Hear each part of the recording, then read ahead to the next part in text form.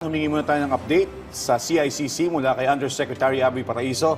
Yusek, nakipagpulong po kayo sa Presidential Communications Office kasama ang ilang social media sites at platforms. Ano po ang layunin nitong pagpupulong na ito? So kahapon nakipagpulong tayo kay Secretary Dave Gomez ng PCO. Kasama ang mga social media platforms at ang ating mga fact-checkers. Layunin natin ituloy at palakasin ang ating kampanya laban sa mga false news, false information na lumalabas sa mga social media sites. Malagang tandaan natin na kailangan natin palakasin ngayon yung mga fact-checkers natin kasi inaatake na ang institusyon ng mainstream media, ng mga hindi lang ng mga vloggers but kung sino-sino sa internet. So ito yung layunin natin na paigtingin yung kampanya natin against sa false information. At talagang nakikipagtulungan tayo sa social media sites para naman on their own, umayon tayo doon sa mga community standards nila. At pinag-discussan din natin kung paano mapapabilis at ano yung mga standards na dapat nating iset. Kailangan natin tandaan, Joshua. Itong hakbangin ng pamahalaan at ng administrasyong ito ay hindi para supilin ang ating malayang kalayaan para sa malayang pamamahayag at pagpapahayag ng ating opinion.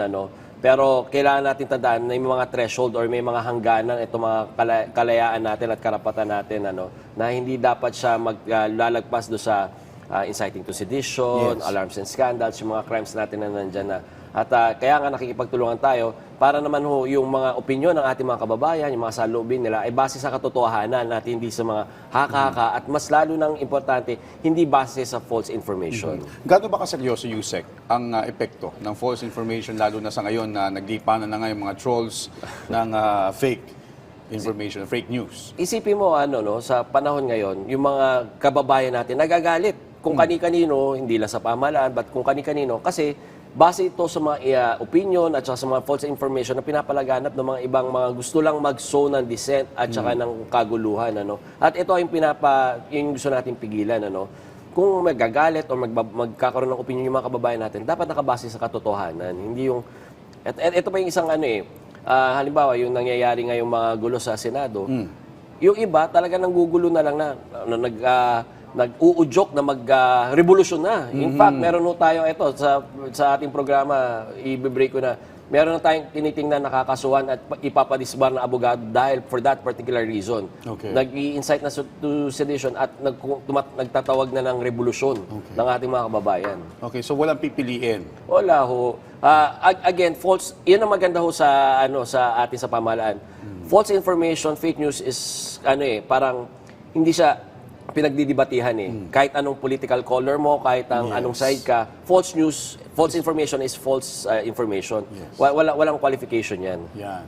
At ito naman, puntahan naman natin, Yusek, at dahil hindi pa nga tapos ang summer vacation, may mga humahabol pa. Ano ba yung ulit-ulit nating paalala sa ating mga kababayan para maiwasan itong accommodation scam? Ayun na nga, habang nagbabakasyon lahat, tumungo tayo sa San Juan, sa Batangas, para kausapin yung mga nagreklamong mga resort owners na nabiktima sila ng mga false information. Hindi lang yung mga kababayan nating nagbabakasyon ang biktima. Pati yung mga resorts na bibiktima na ini-spoof yung mga kanilang mga resorts, yung mga websites nila. Tapos hinihinga ng pera yung mga nag-i-spoof, nagpapanggap na mga resorts, hinihinga ng pera yung mga kababayan natin. So ang tendency, pag pumunta yung mga kababayan natin sa resorts, akala nila, wala silang accommodation, wala silang reservation. So lumalabas, dalawa yung biktima nito, yun yung kailangan natin tandaan.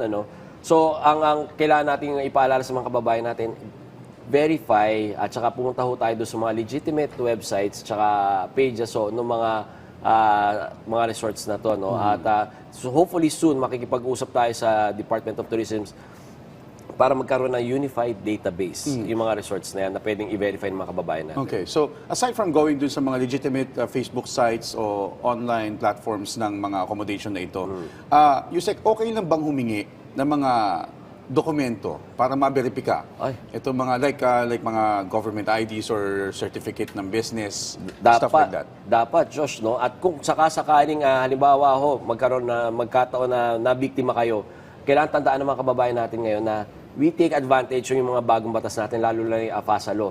Pag nabiktima kayo, tawagan nyo kaagad yung bangko nyo para ipa-hold yung transaction.